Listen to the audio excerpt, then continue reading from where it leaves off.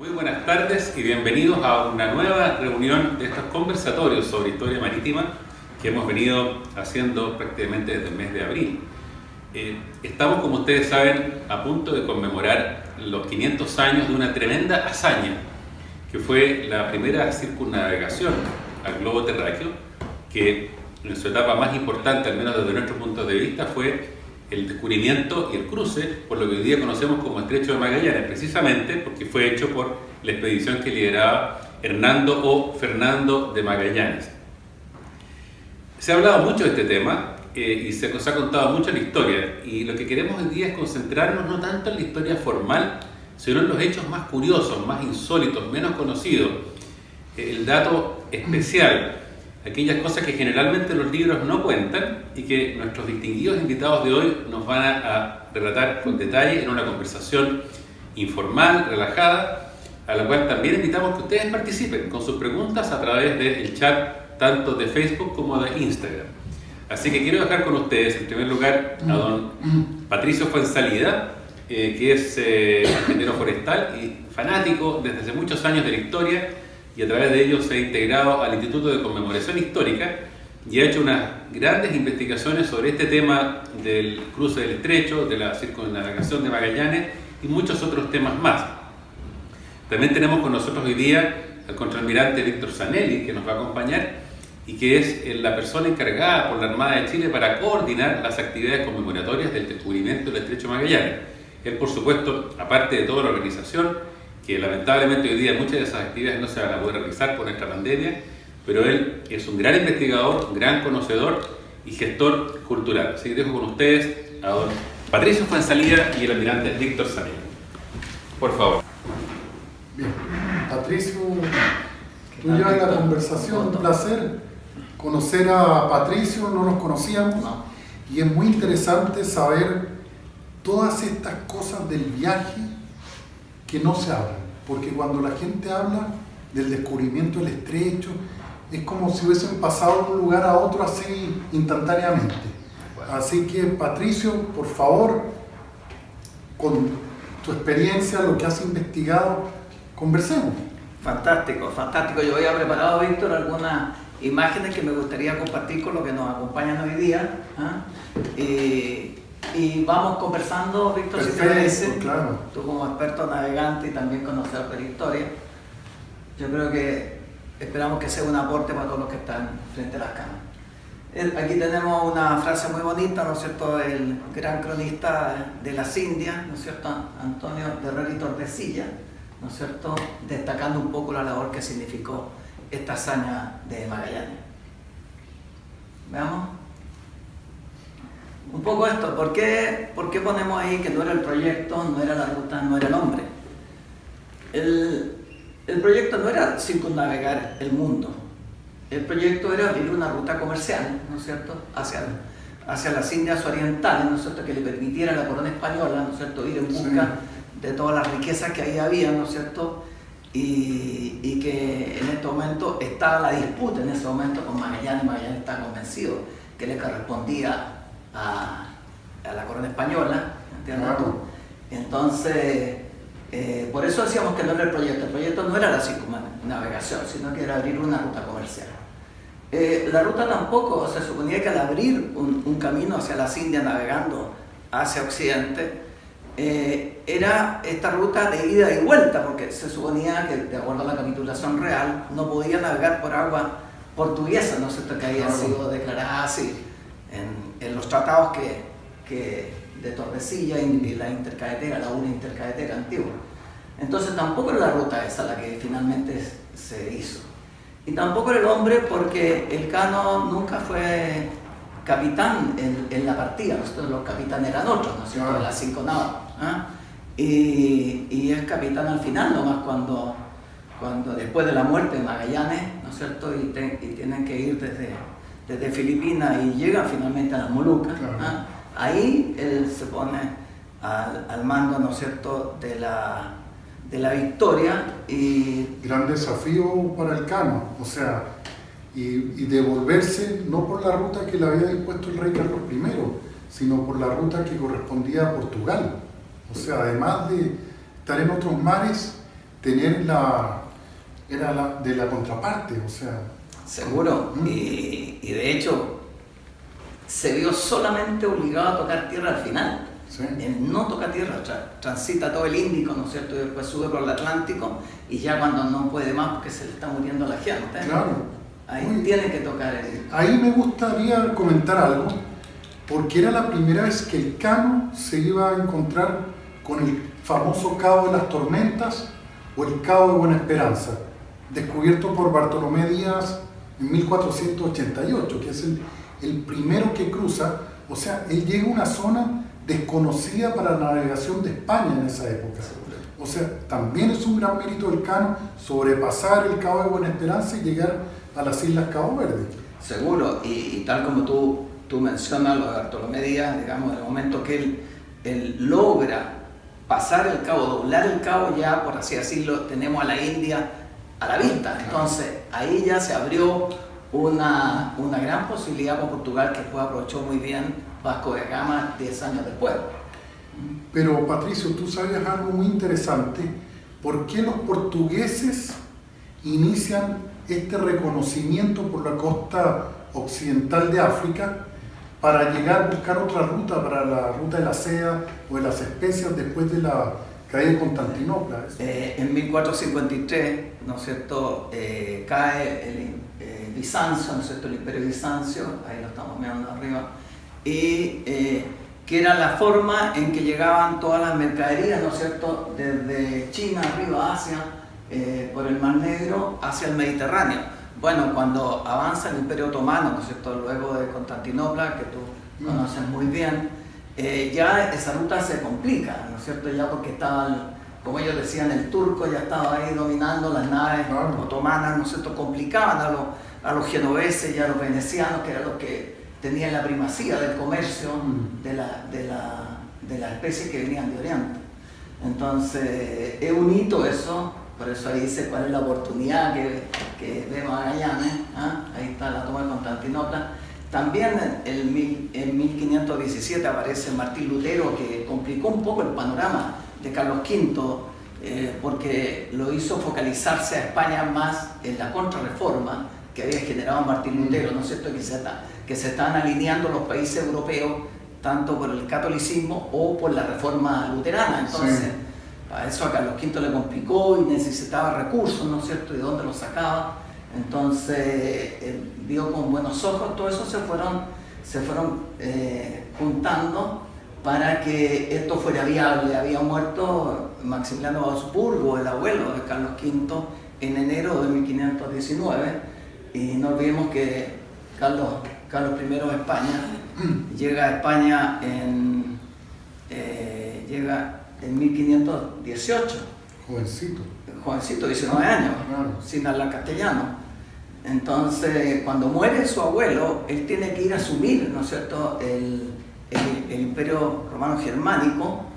Entonces está muy poco tiempo en España. Entonces fue justo la ventana que aprovechó Magallanes para llegar a él, porque ya después tiene que ir a asumir, ¿no es cierto?, el imperio, y vuelve 2 años después, ya Magallanes había partido. Ahí está lo que tú decías, Víctor. Sí, la ruta de Vasco de Gama. Claro, que Bartolomé Díaz. Muy interesante. Por eso cuando Magallanes le presenta el proyecto al rey Manuel I de Portugal de buscar otra ruta, el rey Manuel le dice: ¿para qué? Si ya tenemos la ruta da Indias, que se llama hacia la India. Así que la recepción de Magallanes en Portugal no fue una buena experiencia. Por eso va donde el rey Carlos I a ofrecerle este proyecto.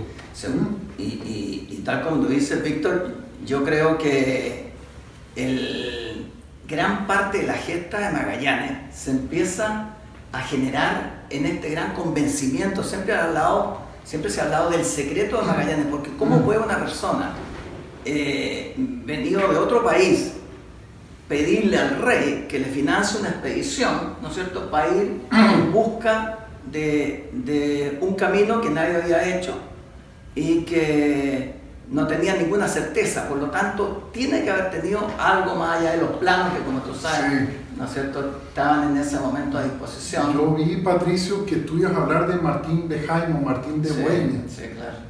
porque a lo mejor, ¿por qué no cuentas tú eso? Bueno, Martín de Bohemia, que lo vemos arriba a la izquierda, es la primera persona que hace un globo terráqueo. ¿Ah? Y él, igual que Johannes Schöner, que está abajo, ellos trabajaban para la corte portuguesa. Y como Magallanes, siendo joven, estuvo en la corte, ¿no es cierto?, trabajando como paje de la reina Leonor, ¿ah? Él tuvo que haber tenido acceso a estos conocimientos, ¿no es cierto?, a los comentarios de pasillo en la corte real de Lisboa, ¿ah?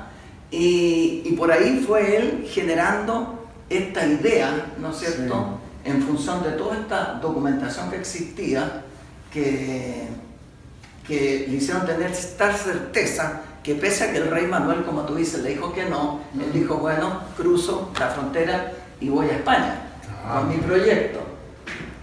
Y ahí hay otro personaje que me interesaba en el anterior, que es muy poco conocido. No, la otra, por favor. Que es Ludovico di Bartema. Ludovico di Bartema, él es una persona natural, un aventurero que dice, mira, quiero conocer qué hay más allá, ¿no es cierto?, del Mediterráneo, y el tipo sale de la... ¿De qué nacionalidad era el boloñés, italiano. Okay. ¿Ah? Entonces él parte solo, ¿no es cierto?, en el primer europeo que llega a la Meca, ¿ah? De ahí tiene una serie de aventuras, está todo esto, así que los libros de él están, si alguien lo quiere investigar más, pero lo interesante es que se topa con Magallanes alrededor de 1506 en la India, cuando Magallanes va por primera vez en 1505 en la expedición de Francisco Almeida, primer virrey. ¿Ah? Entonces Ludovico, ese se vuelve con Magallanes en el mismo barco. ¿Ah? Esto no hay registro, pero se supone, ¿entiendes tú? Porque lo mencionan. Interesante, ¿no? Sí, Sabía. Ludovico di Bartema es la primera persona, y es el primero que llega a las Molucas. Él llega a Bartema de las Molucas, aquí está su ruta, aquí está la Molucas, en 1506, 6 años antes que Francisco Ferrao en la expedición de Antonio Abreu. Entonces es un personaje muy importante porque le tiene que haber transmitido, Víctor, mucho de lo que él vio, ¿no es cierto?, en la Molucas, en ese viaje de vuelta, ¿no es cierto?, hacia Lisboa. Así que es un personaje bien interesante también, allá lo ubico, muy poco conocido. Y hablando de los informantes, ¿qué te parece si hablamos de Américo Vespucci o de Américo Vespucio?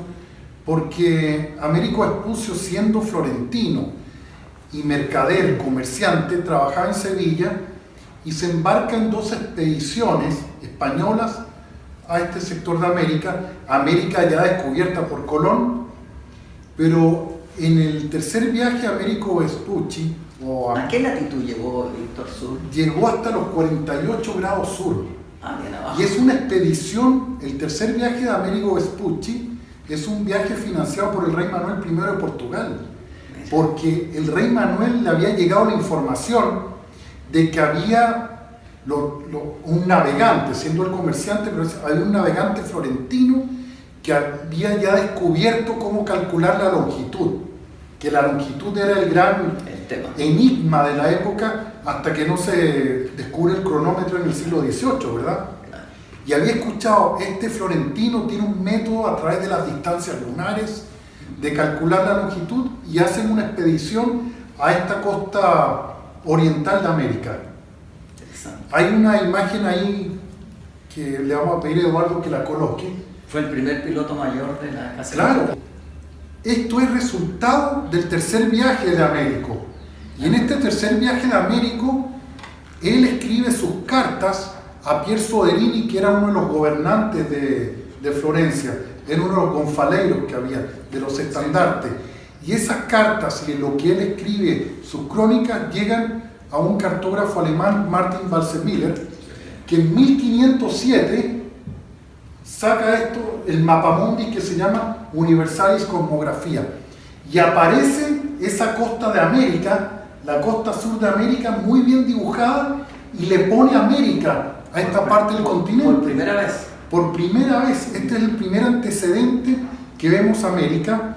¿Y por qué no le pone Américo? Le pone América porque los continentes van en latín femenino: Asia, Europa, África, entonces América. Y coloca el estandarte, donde aparece ahí el cuadrito, ahí, ese estandarte portugués, porque él iba bajo una misión del rey Manuel I de Portugal, el Afortunado, y llegan a la latitud de casi 48 grados sur, un poquito más al sur, que corresponde a la latitud de Bahía San Julián, donde la expedición de Magallanes inverna por el espacio de 5 meses, ¿verdad? Exactamente. Se devuelve Américo Vespucci a España y en 1508 el rey Carlos I lo nombra piloto mayor de la Casa de Contratación de Sevilla. Era un cargo como el gran ministro ultramar. Y fue el primero. El primero, siendo el que tenía que organizar y coordinar las expediciones castellanas hacia esta parte del Atlántico, y tiene como ayudante o como el que llevaba su registro a un gran piloto que era Andrés de San Martín. Américo Vespucci muere en 1512 y se supone que Andrés de San Martín iba a ser su reemplazo, y nombran a Juan Díaz de Solís. Y Juan Díaz de Solís es el que viene ya con la información que tenía Américo Vespucci, llega y descubre el río de la Plata y muere ahí por los indios. Ahí lo matan, lo descuartizan. Vuelven la gente que sobrevive, vuelve a Sevilla y nombran de nuevo piloto mayor a otra persona que era Sebastián Caboto. Y de nuevo Andrés de San Martín queda, oye, yo estaba esperando este cargo, lo estaba esperando, y no lo nombran, y ahí es donde Magallanes, con su habilidad que tenía y su astucia, lo nombra como piloto jefe de su armada, la Armada de las Molucas. Y otro detalle también de Américo Vespucci, en estas cartas de Martin Barcemiller, dibuja esta parte de América y la parte de Panamá, donde está el istmo de Panamá, lo coloca. Y esto es lo que ocupa Vasco Núñez de Balboa. Sí. En 1513, cuando cruza el istmo, en la región del Darién, ve un mar y su perspectiva era ver hacia el sur, y por eso lo bautiza el Mar del Sur. Que después Magallanes en 1520, ya cuando sale el 28 de noviembre, ya lo bautiza como Océano Pacífico. Y tienes razón, Víctor, muy importante lo que tú acotas, porque cuando se devuelve, ¿no es cierto?, el Cano en la Victoria y Gómez de Espinosa en la Trinidad trata de llegar al Darién, que se llama Tierra Firme, sí, en comparación de las islas occidentales que se llamaban toda la Antilla, todo lo que había descubierto Colón. Pero al ver ese istmo, ¿no es cierto?, el estrecho de Darién, ¿no es cierto?, que era factible de cruzarlo, digamos, por tierra, ¿eh? Claro. Entonces se ve la posibilidad desde ahí de llegar a la Moluca. Claro, muy interesante. Y dibujar un mar acá. Sí. O sea, en 1507 este cartógrafo alemán, ¿qué información tenía para haber colocado esto así y dibujar la costa de Sudamérica muy parecida a lo que es ahora? Exacto. O sea, Magallanes era tan astuto que nombra al albacea de Américo Vespucci como su piloto en jefe de la armada que viene en esta expedición. No hay que olvidar que en Lisboa tuvo un gran maremoto precedido por un gran terremoto grado 9 en 1755, en que se incendió toda la ciudad. Por lo tanto, hay mucha información que pudo haber tenido a la vista Magallanes que no llegó hasta nuestros días. ¿Entiendes tú? Porque, como decía yo, para convencer a un rey extranjero recién llegado, a un mes que había jurado en las Cortes de Castilla, Carlos I, y se encuentra con esta persona que viene de Portugal a presentarle un proyecto, lo encuentro increíble que le haya dicho sí y se haya comprometido tanto el rey siempre estuvo pendiente de que no le faltara nada. Tú tienes un personaje muy importante. Es el que mandaba. Habla de este personaje. Juan Rodríguez de Fonseca, el que manejaba toda la carrera hacia las Indias. Digamos, cualquiera persona que quería ir a América, de hecho tuvo muchos líos con Colón, él era el obispo de Burgos. Y burgalés también era Cristóbal del Aro. Había muchos de burgaleses de Burgos, que manejaban la casa de contratación. Y Juan Rodríguez Fonseca era una persona cuya voz se escuchaba mucho, su opinión en la valía. No me cae la mesa. No me cae la menor duda, Víctor, cuando tú dices, ¿quién fue el que alineó los astros en favor de Magallanes para que el rey firmara la capitulación? Y hay una historia por ahí que me contó un gran historiador de acá de la región, que es Rodrigo Moreno, que acompañando al obispo de Fonseca iba Bartolomé de las Casas. Sí, exactamente. Y él es el que dice que Magallanes entró a hablar con el rey Carlos I con un globo terráqueo. Exacto, llevaba un globo terráqueo. Ese globo no es el de Martín Behaim, porque ese quedó en Nuremberg. Sí. Pudo haber sido el de Existe Scholl. todavía. Y existe. Existe todavía. Entonces, claro. muy importante Bueno, dicen que él fue el que puso a Juan de Cartagena. Exactamente, veedor de la Armada. Por algo será. Y sacó a Faleiro. Y sacó a Faleiro. Claro, él era el hombre. Bueno, aquí tenemos, nunca debemos olvidar, tal como tú sabes, Víctor, que la capitulación se dio para dos personas. Sí. Para Magallanes, los nombres capitán general de la Armada, a Magallanes y a Faleiro. Faleiro era un comógrafo que tenía mucha reputación en Portugal y que no me cabe la menor duda que también él le transmitió mucho del convencimiento de todo lo técnico que sabía él de navegación a Magallanes, y Magallanes se viene antes a Sevilla. Magallanes llega más o menos en octubre de 1517 a Sevilla, ¿no? Y ahí hace los contactos, ¿no es cierto?, con Juan de Aranda, que es otra persona que le abre puertas también, con su suegro, ¿no es cierto?, Diego Barbosa, ¿no?, con Cristóbal de Laro, que era de los Fouguer, que eran los grandes financistas. Los Fúcares. Pues los Fúcares financiaron hasta Magro, la Avenida Chile.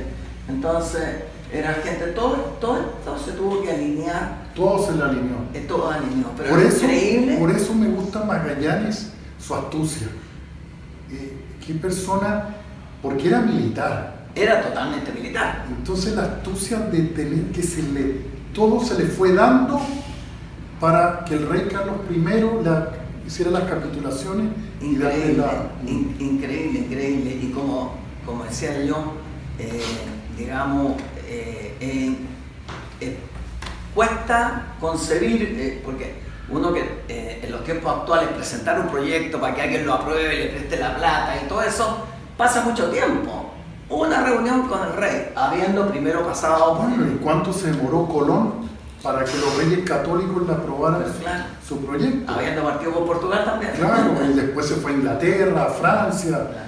No, hay una cosa muy bonita que yo sé que tú sabes, porque cuando uno habla de navegación del mundo, hay un personaje que no podemos dejar de lado, que es Enrique el Navegante. Bueno, sí. Enrique el Navegante amplió el mundo para Europa, ¿no es cierto? A mediados del siglo XIV, 1325 más o menos. Con el apoyo de su hermano, el rey Eduardo. Pero claro, él era infante. Pero me gustaría que contaras tú lo del Cabo Bojador. Ahí está. Esa latitud está cerca de las Islas Canarias, en la parte del Sáhara, en Marruecos. Es una latitud más o menos de 26 grados norte. Como el viento del Sáhara llegaba con fuerza hacia la costa, iba formando bancos de arena. Entonces las naves, como no sabían la navegación de altura significa navegación con los astros, salir de la costa, los buques antiguos se iban contorneando la costa de África y varaban y naufragaban ahí en el Cabo Bojador, y pensaban que de ahí hacia el sur había monstruos marinos, el sol quemaba a los navegantes, el agua hervía, muchas cosas. Sí. Pero gracias al infante Enrique, que crea su escuela de navegación y cosmografía en Sagres, al sur de Portugal, nombra a Gileanes en una expedición especial en el año 1434, y Gileanes navega más hacia occidente, tratando de sobrepasar el Cabo Bojador hacia acá, hacia occidente, y logra cruzarlo y no naufragar en los bajos fondos que había ahí frente a la costa marroquí.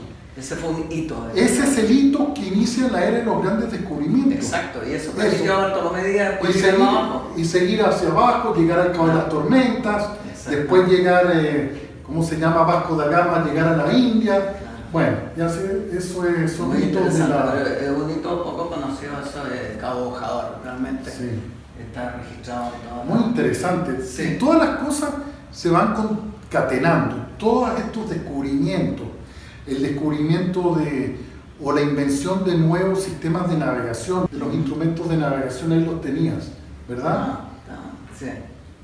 No sé si tienes ahí de los instrumentos. Sí. Ahora esta esfera armilar, ahora para la celebración de los 500 años del descubrimiento del estrecho, el gran proyecto que se va a inaugurar, si se dan las condiciones, que simboliza la circunnavegación del mundo, va a ser una esfera armilar que se va a colocar en la costanera del estrecho, hecha por el escultor chileno Francisco Gacitúa, que al centro tiene a la nao Victoria, y la nao Victoria inclinada a los 23,7 grados, que es la declinación del Sol. Y están las líneas equinocciales, etc. Eso es lo que se va a inaugurar. Y el astrolabio. El astrolabio era un instrumento indispensable, donde aquí aparece otro gran cosmógrafo, que era griego, que era Francisco Albo. Francisco Albo es una de las personas que tiene también la gracia junto a Pigafetta, que no podemos no hablar de Pigafetta, por favor. Por suerte fue uno de los 18. Gracias a Pigafetta también sabemos muchas cosas. Sí. Entonces, Francisco Albo, siendo griego, él durante los 3 años que duró casi toda esta expedición que culmina ya en 1522, él llevaba un estricto bitácora de cálculo de la latitud por la meridiana, y para eso ocupaba este instrumento que se llama astrolabio, y el cuadrante, que es el que está en esta esquina. Después el cuadrante se empezó a modernizar y llegamos al sextante. Qué interesante. El sextante viene del cuadrante. Bueno. Yo quería un poco, Víctor, si me permite decir qué pasó con Ruy Faleiro. Resulta que la expedición zarpa el 10 de agosto, que es un tema que vamos a ver también de dónde zarpa la expedición. Zarpa de Sevilla, que era un puerto fluvial, es como Valdivia, ¿no es cierto? El calle, allá era Sevilla en el Guadalquivir. O zarpa de Sanlúcar de Barrameda. Hay como 40 días de diferencia. Entonces, como 10 días antes llega una orden real que bajan a Faleiro y ponen a Juan de Cartagena. Sí. Entonces imagínate una persona, socio, que partió desde Portugal con esta empresa, Creo con este proyecto. Loco, algo. Claro, exactamente. Dicen que no está apto. No está apto y lo bajan. Entonces, debe haber sido tremendo para él, ¿no es cierto? 10 días antes de partir, después de participar en toda la... Sí, también había gente, había misiones portuguesas como de espías que querían que esta expedición no se hiciera, etc. Bueno. De hecho, el embajador portugués se reúne con Carlos V a petición de Manuel I, que a todo esto las coronas españolas y portuguesas estuvieron siempre unidas, ¿no es cierto? Manuel era casado con 2 tías, digamos, porque enviudaron, se casó con una tía de Carlos V, después se casó con la hermana y después se casó con la hermana de Carlos V. O sea, siempre estuvieron unidas, por eso es que nunca, teniendo una frontera tan antigua, nunca hubieron grandes batallas entre España y Portugal, porque siempre estaba la razón de Estado, ¿no es cierto?, con lo cual se hacían los matrimonios en esa época. Y aquí funcionó. De hecho, la primera señora de Carlos V, Isabel de Portugal, y la primera señora de Felipe II es María de Portugal. O sea, siempre estuvieron unidas las coronas. Claro, es muy interesante. Este es un poco los detalles de la provisión. Esto está todo, a los que les guste investigar esto, está todo, llegó hasta nuestros días, todas las provisiones, porque hasta el mínimo detalle ponía, ¿no es cierto?, la casa de contratación en cómo debían hacerse las cosas. Claro, esto es las capitulaciones. Y esto también es interesante porque iba para 2 años nomás. Nadie pensó que iba a durar más la expedición. Todo lo que llevaban era para 2 años. Y este es un bichito famoso que se metía en las maderas, principalmente existente en el Caribe, se llama broma.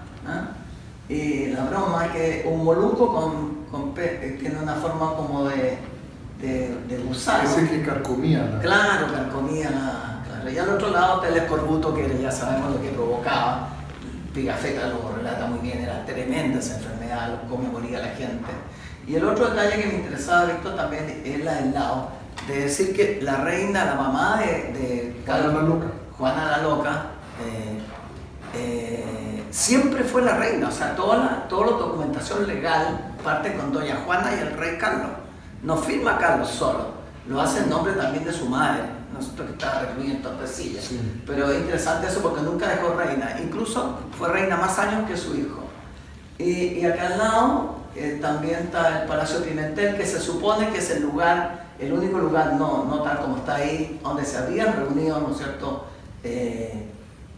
Magallanes con Carlos V y con Faleiro, ¿no? Oye, Patricio, Juan de Cartagena he leído por ahí que dicen que era un hijo ilegítimo de los exacto, hijos. O sea, esa historia no la sé muy bien. Incluso cuando vuelve Esteban Gómez, después de que se vuelve con la San Antonio de la mitad del estrecho, ¿no es cierto?, aborta la expedición y llega a Sevilla y cuenta de lo que le había pasado a Juan de Cartagena.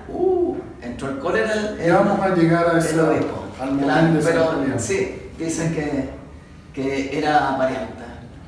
Yo creo, Patricio, Este es un tema que me interesaba, Víctor. ¿Cuál era la cruz que llevaba la carabela? Sí. Porque ahí hay mucha confusión. Allá vemos una página oficial, ¿no es cierto?, que pone las imágenes del Cano, ¿no es cierto?, y Magallanes, pero la que colocan ahí es la cruz de Cristo portuguesa, de la Orden de Cristo, de la localidad de Tomar, ¿no es cierto?, también, que fue gran maestre el infante Enrique el Navegante. Esa no es. La cruz es la cruz de Santiago. Incluso Pigafetta así lo consigna en su relato. Entonces, para que sepamos, la cruz que llevaban las carabelas, las naos, de Santiago de Compostela. La cruz de Santiago de Compostela, que era el patrono de España, ¿no es cierto? Aquí decía yo cuál es la fecha de Zarca, hay dos, ¿no es cierto?, desde Sevilla o desde Sanlúcar de Barrameda.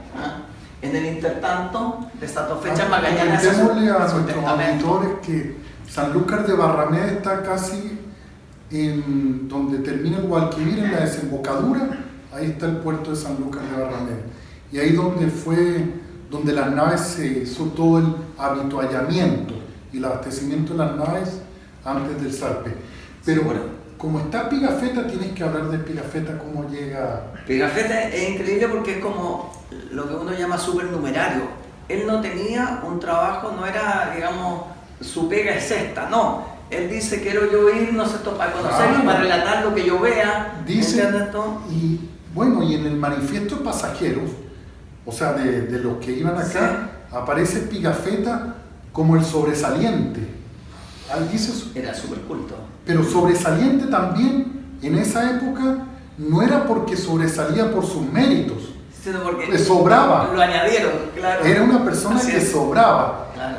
Pero Pigafetta también era origen noble, sabía matemáticas, de navegación, de muchas ciencias, de geografía, etc.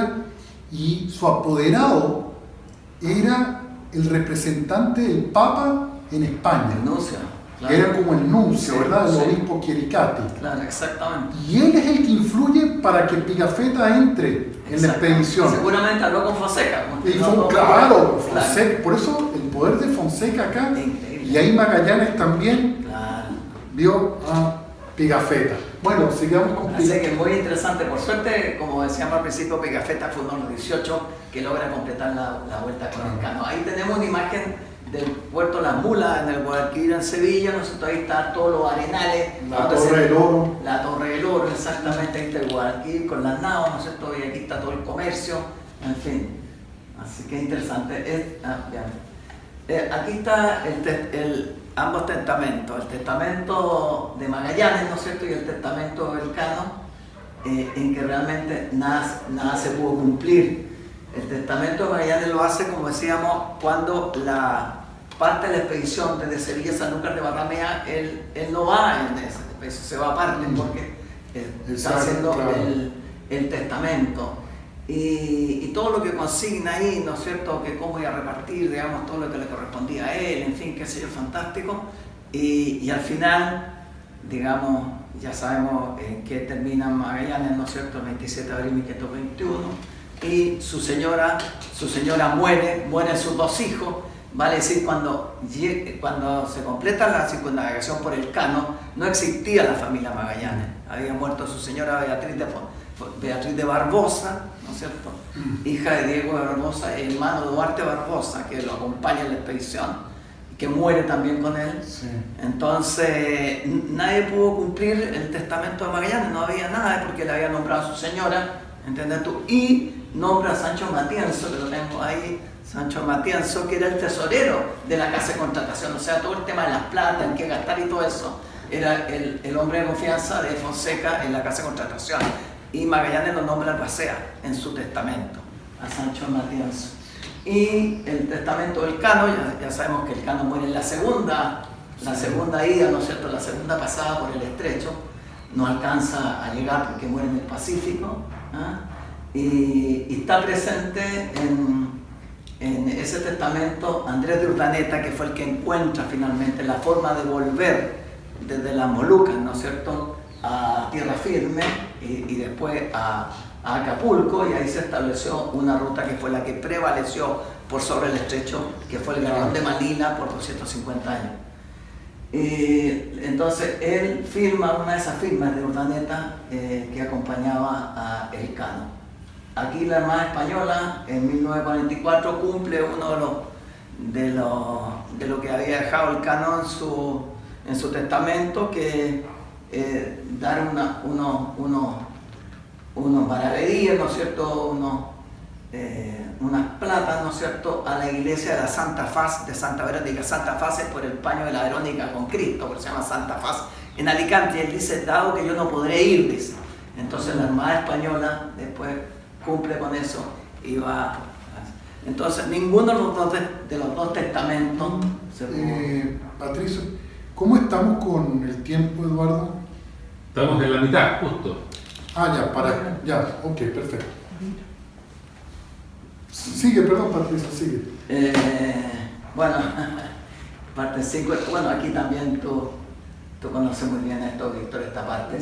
Salen de Sanlúcar de Barrameda o Sevilla 5 naos, ¿no es cierto? Entran al estrecho 4, ¿no es cierto? Tú puedes contar qué pasó con la Santiago. Bueno, esa, que después lo vamos a ver, esta es la punta Dúngenes, que indica la boca oriental del estrecho de Magallanes. Imagínense esa punta tan baja, imagínense el viento que hay, las corrientes, los bajos fondos, venir con 4 barquitos, porque las naos, la eslora, el largo de las naos, la más grande, era de 23 metros, 24 metros, y desplazaban o pesaban entre 80 y 100 toneladas. O sea, y ya llevan 2 años ya. Claro, con unas velas, con el aparejo no fabricado para estas latitudes, para los vientos que iban a experimentar, para las corrientes que iban a experimentar. ¿Tú has cruzado? ¿Te ha tocado? Yo a mí, claro, por eso es mi gran pasión por esto, porque a mí me tocó como comandante del buque Escuela Esmeralda salir de Buenos Aires, navegar a vela hasta la boca oriental del estrecho, pero yo navegué en unas condiciones excelentes, que venía a vela tranquilamente en un buque de muchas toneladas de desplazamiento, grandes, con 300 personas a bordo, con todos los instrumentos de navegación, con radar, GPS, con todas las cosas. Y cuando llego a este punto se me acabó el viento, no así, o sea, calma. Entonces, ¿qué es lo que tiene que hacer uno? Maniobra general, cargar el aparejo, motor y entrar. Y ahí yo decía, ¿cómo habrá sido esto hace 500 años? Que además de no tener el instrumental de navegación, no tenían la cartografía, no sabía qué corrientes se iban a ver, no sabía con qué se iban a encontrar. O sea, díganme que esto no es una gran hazaña. Hay expediciones, Víctor, que no pudieron entrar nunca. Bueno, y tuvieron que volverse. Claro, por eso el estrecho de Magallanes no fue ocupado como ruta, sino ocupaban la ruta del mar de Drake. Porque entrar por ahí, la gran cantidad de naufragios que hay es tremenda. Incluso ahora, pleno siglo XXI, 500 años después, para navegar el estrecho de Magallanes se requiere práctico. Mira, 500 O sea, por algo será. Pero yo quería poner primero esa, justamente. Aquí hay la ruta en rojo, después que zarpan de Sanlúcar de Barrameda, se reabastecen, todo, llegan a la bahía de Santa Lucía, que es cerca de Río Janeiro. llegan más o menos a mediados o fines de diciembre de 1519. Hasta ahí ningún problema, porque las condiciones de Río de Janeiro, las cercanías son muy buenas, el clima espectacular, la comida y las otras cosas que tiene que ofrecer Brasil son muy buenas, ¿verdad? Sí. Zarpan y después llegan al Río de la Plata, que en esa época ya se llamaba el río de Juan de Solís, ¿verdad? Juan de Solís, que fue la expedición que en 1516 y murió ahí en el Río de la Plata, y es la expedición que le sirve también como antecedente para Andrés de San Martín para tener y ofrecerle a Magallanes, porque no habían entrado, pensaban que ese era el paso al otro lado, ¿verdad?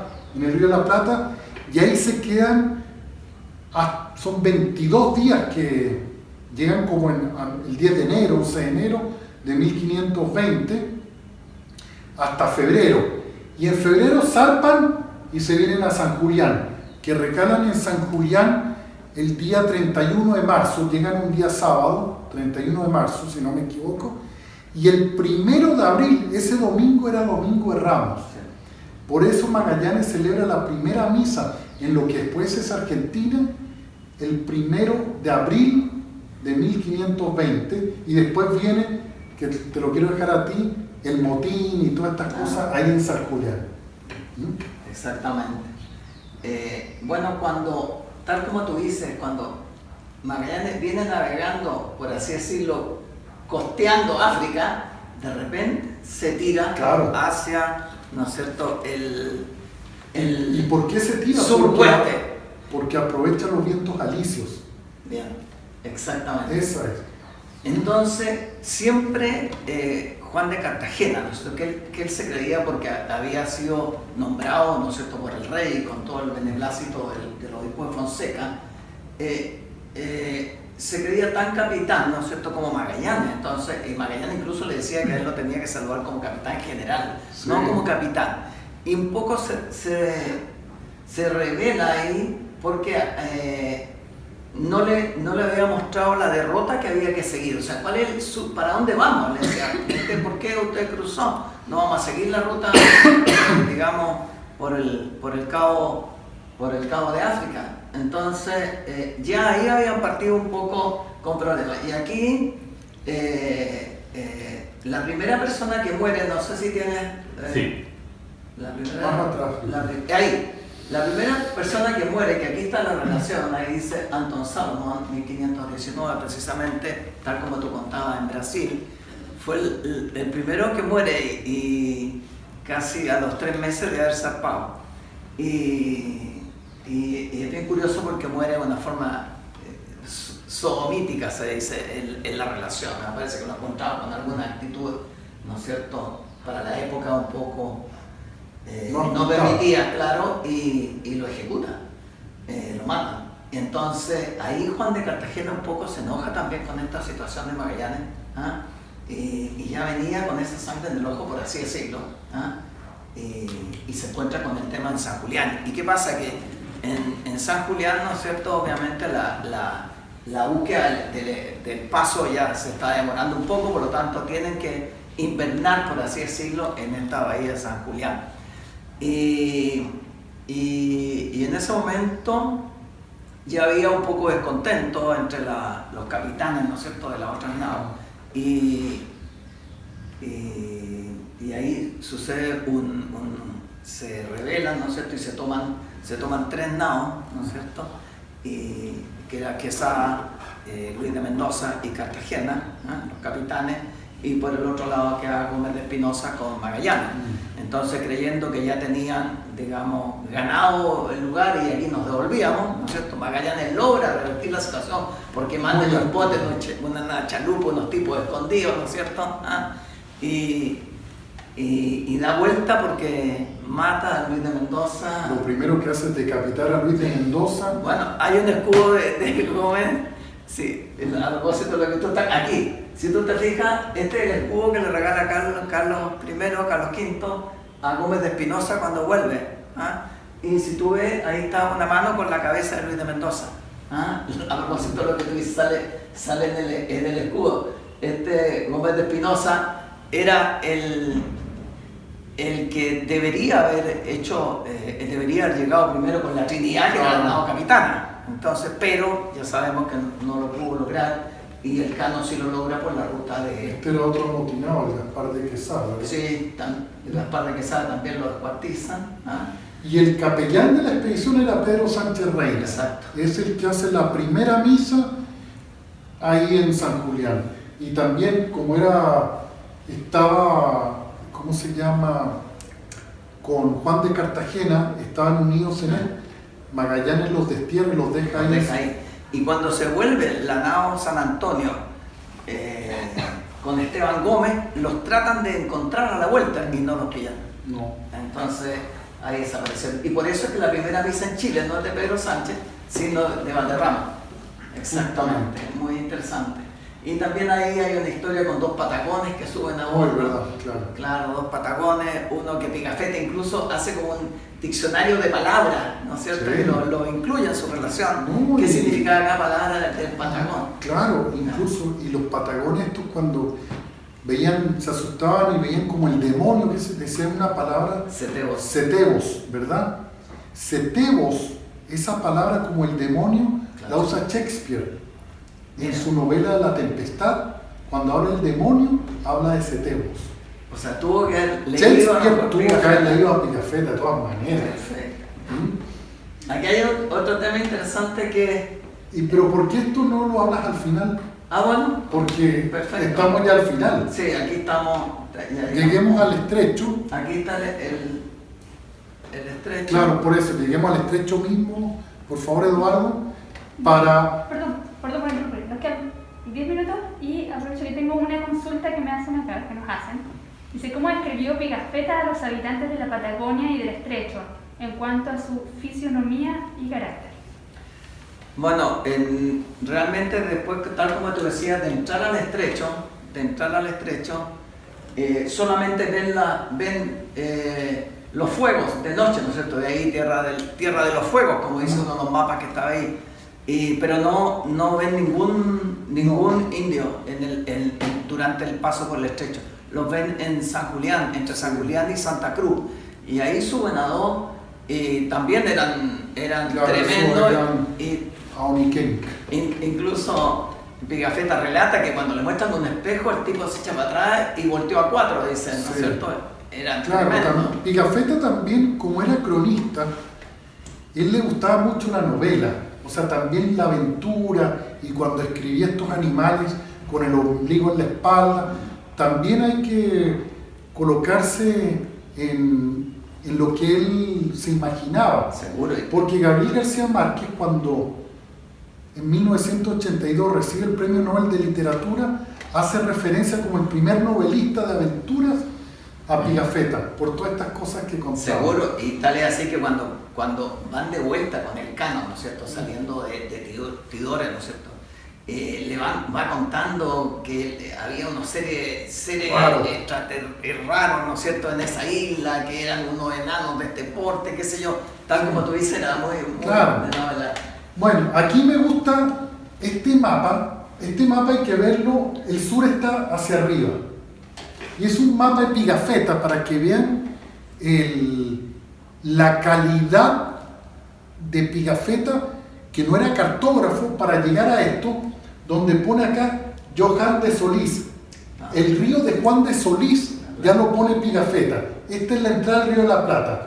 El cabo Santa María. Seguimos navegando al sur. Puerto de Santo Giuliano, San Julián, mar Océano. Entra por ahí, que Pigafetta lo llama el estrecho patagónico. Después, 10 años después, se va a llamar estrecho Magallanes. Pero Pigafetta habla del estrecho patagónico. Después se llamó el estrecho La Victoria, porque la nao Victoria era la que iba a la vanguardia, adelante. Después se llamó el 1 de noviembre el estrecho Todos los Santos, hasta que al final quedó como el estrecho Magallanes. Y llega acá y le pone el mar del Pacífico. Y Cabo Deseado, que todavía se llama Cabo Deseado. Claro. Ese es el estrecho Incluso Magallanes. ahí creo ver hasta las dos angosturas. Claro, ahí está. Angosturas, sí. Y esto puede ser Bahía Inútil, De acuerdo. o en la otra parte. Bueno, por ahí se metió la San Antonio y se va. Claro. Pero a mí me gustaría poner el mapa del estrecho mismo, que es una más abajo, la 10. Esta.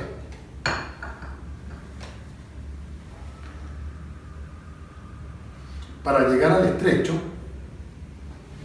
Bueno, después que zarpan de Santa Cruz, ¿verdad? Sí. De Santa Cruz zarpan el 18 de octubre y entran el 21 de octubre de 1520 las 4 naves que quedan por el Cabo Vírgenes, que el día 21 de octubre es el día de Santa Úrsula. Entonces Santa Úrsula es la mártir de las 11.000 vírgenes, se fue derivando el nombre hasta que quedó el Cabo Vírgenes, que es el nombre actual. Y está apuntado en Mujeres, y la costa, después que uno entra a la bahía de Posesión, es así escarpada, pero muy plana. Ahí es donde el mismo 21 de octubre Magallanes le dispone a uno de su tripulación, que era Juan Carvalho, que baje a tierra a buscar, a ver una altura donde ver qué es lo que hay más hacia adelante. Hay salidas. Si hay salida, porque llegan a esa boca que está allá y se sube a una loma, a un monte, que después se llamó el Monte de Dinero, y el 21 de octubre de 1520 es el primer acontecimiento de que un europeo toca tierra, lo que posteriormente fue Chile, que es Juan Carvalho. ¿Ah? Parte la navegación del estrecho y viene la primera angostura. Uno que ha navegado estas angosturas, hay corrientes de 8 nudos. Esas naos, con buen viento, buen andar, máximo dan 4 nudos. Imagínense encontrarse con 8 nudos. Ahí lo que uno piensa es que la misma corriente los arrastró. Perfecto. Y pasaron a la primera bahía y así fueron pasando, y todo es hasta aquí, hasta este punto, que es el Cabo Froward, que está en latitud 54 grados sur, es el último punto de la masa continental de América. El resto hacia el sur, junto a la Tierra del Fuego, es pura isla y puro laberinto. ¿Qué pasa? ¿Qué hubiese pasado si Magallanes entra por el canal Magdalena, que así se llama? Ahí los vientos se juntan y forman una especie de efecto tobera, que si hubiese entrado por ahí, lo agarra el viento y no tiene cómo volver y hubiese naufragado. Pero llega, cruza esta latitud 54 grados sur, que la describe Francisco Albo, exactamente, se equivoca por un par de millas solamente, y fondean en esta bahía que Pigafetta la nombra el puerto de las sardinas, porque ven sardinas varadas, y ahí es una bahía que ahora se llama Fortescue, por una expedición de un inglés, John Narborough. 150 años después le ponen Fortescue a esta bahía, y en ese lugar Magallanes descansa, manda las naos a buscar a la San Antonio, y la San Antonio es la que se devuelve a Sevilla. Las naos vuelven, ya la San Antonio la tienen, quedan las 3 naos acá en Bahía Fortescue, y Magallanes le dispone al artillero de la expedición, que era Roldán de Argote, en una chalupa ir a inspeccionar qué había más hacia el noroeste. Si se hubiesen metido por el canal Jerónimo, la corriente los agarra y se pierden. Pero justo el día que pasan, la corriente del canal Jerónimo está vaciante y los empuja por el Tortuoso. Y en el Tortuoso, Roldán de Argote baja la chalupa y se sube a una montaña que ahora se llama el Cerro Morrión, que en esa época fue bautizada como la Campana de Roldán. Y ahí ve este paso largo y ve que hay una salida al otro lado, hacia el noroeste. Vuelve Roldán de Argote a la bahía, al puerto de las Sardinas, al puerto de las Sardinas, y Magallanes dispone a hacer un oficio religioso, una liturgia, para agradecer y tomar posición, porque las capitulaciones del rey Carlos I dice que la toma de posición a nombre del rey tiene que ser también con un acto litúrgico. Y ahí el capellán de la expedición, acordemos que Pedro Sánchez Reina muere, o sea, lo desembarcan en San Julián, el que queda ahora de capellán de la expedición es Fray Pedro de Valderrama. Y el 11 de noviembre de 1520 se celebra la primera misa de lo que posteriormente fue Chile. Y esa cruz que está ahí es en la misma bahía Fortescue, y ahora uno de los acontecimientos o eventos que vamos a tener para conmemorar esta travesía es que el buque Escuela Esmeralda con el buque Escuela Español Juan Sebastián Elcano y otros buques de la Armada de Chile se van a juntar en esta bahía para celebrar o conmemorar este mismo acontecimiento. El resto salen, pero acá del 11 de noviembre tenemos 17 días hasta el 28 de noviembre, que salen a lo que Magallanes después bautiza como el Océano Pacífico. Y ahora, Patricio, vámonos a Filipinas antes que terminemos. Perfecto. Solamente decir, bueno, seguramente no todos saben, el estrecho de Magallanes son 565 kilómetros, Claro. no es poco. ¿No? Entonces, de ahí saliendo del estrecho, ¿no es cierto? Saliendo del estrecho navegan 100 días sin tocar tierra. Ahí se dice que pasa por las desventuradas, que nadie las ha encontrado, porque primero decían que era San Félix y San Ambrosio, pero no son. No, muy al norte están. Muy al norte, ¿no es cierto? Y por la descripción que da Francisco Alba, no podría ser. Entonces, se abren más o menos, según un historiador, se abren a la altura de Valdivia, ¿no es cierto? Empiezan a entrarse en la mar.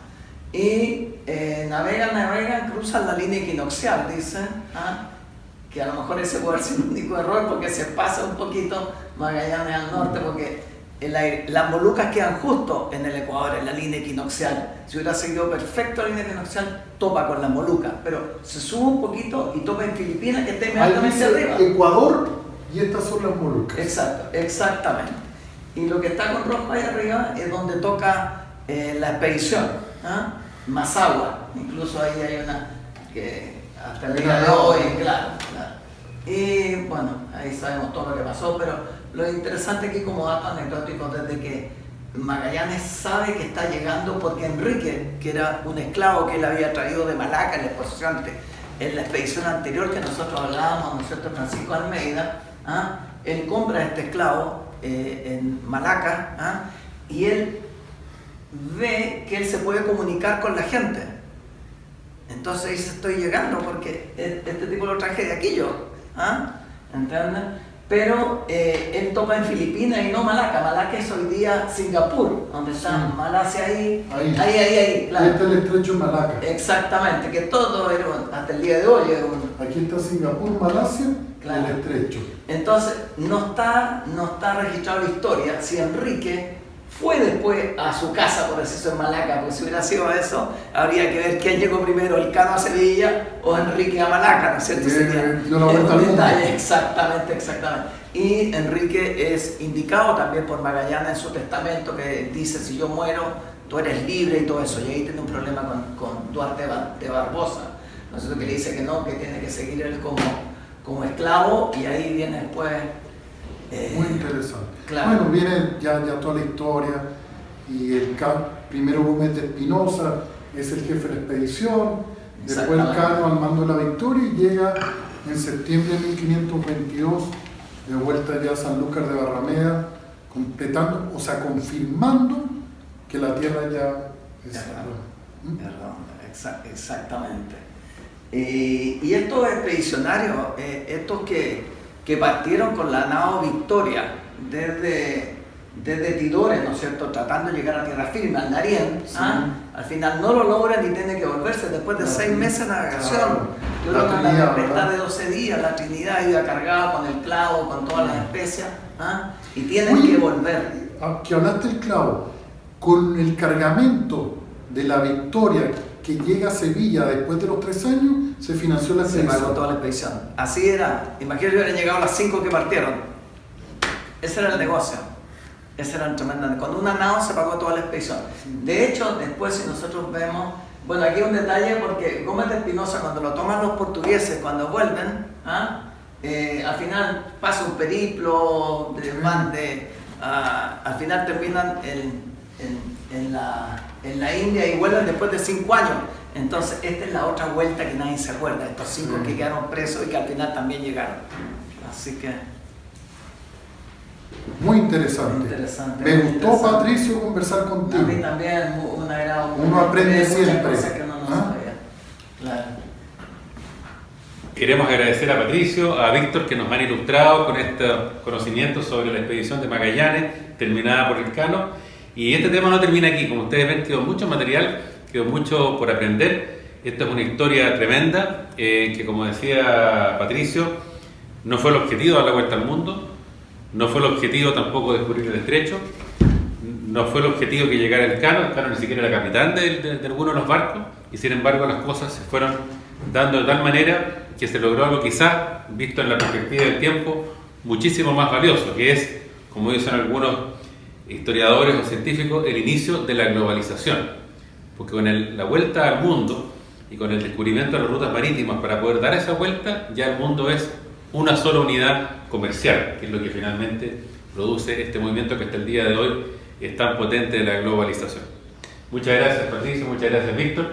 Y para nuestros televidentes, hoy día pueden revisar esta misma grabación mañana en nuestro canal de YouTube. Muchas gracias y muy buenas noches. Muchas gracias. Muchas gracias.